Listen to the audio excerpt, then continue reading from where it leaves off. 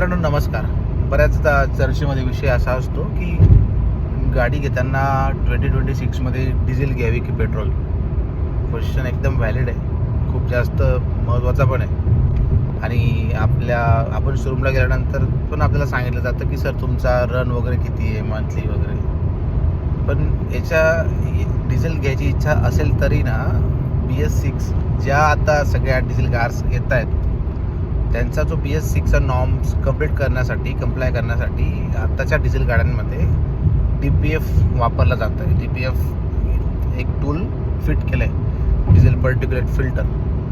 जर आपला होतं आहे का याच्याने, आपला जर रन शॉर्ट असेल किंवा विदिन सिटी आपला जर रन असेल, कंटिन्युअस सिटीत तुमची गाडी चालणार असेल तर त्याचा सूट मास असतो तो खूप जास्त हाय होतो आणि याच्याने DPF जनरेशन्सला सायकल्स त्या कंप्लीट होत नाही, त्याला प्रॉब्लेम येतो आणि मग तो लाईट लागतो. बऱ्याचदा DPF चोक होतं, जाम झालं तर साधारणतः 1 ते 1.5 लाखाचा फटका सहज आहे.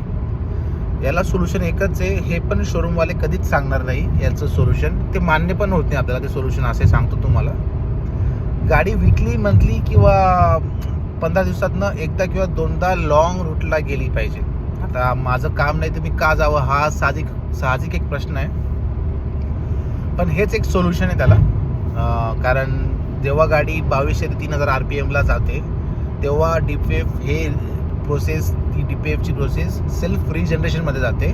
म्हणजे काय, आपली गाडी इंजिन स्वतः हीट होऊन तो कार्बन आणि सूटमास सगळं बर्न करून तो सूटमास कमी घेऊन येणं हे त्याचं काम असतं. त्याच्यामुळे जर तुमचा रन खरोखर शहरातला असेल, खूप तुमचा लॉंग रन आहे, तर yes definitely you should go for diesel. आता माझीच बघा, माझा लांबचा रन असल्यामुळे मला ॲव्हरेज पण चांगला मिळतो, तुम्ही बघू शकत असाल. I don't know, me selfie कॅमेऱ्याने तुम्हाला दाखवतोय. आणि याच स्पीडवर जर आपण चालवलं किंवा आपण प्रॉब्लेम येत नाही, रिजनरेशनच्या सायकल्स पण कम्प्लीट वेळेवर होतात. सो हाच एक फरक आहे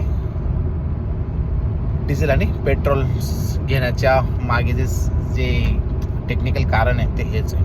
थँक्यू.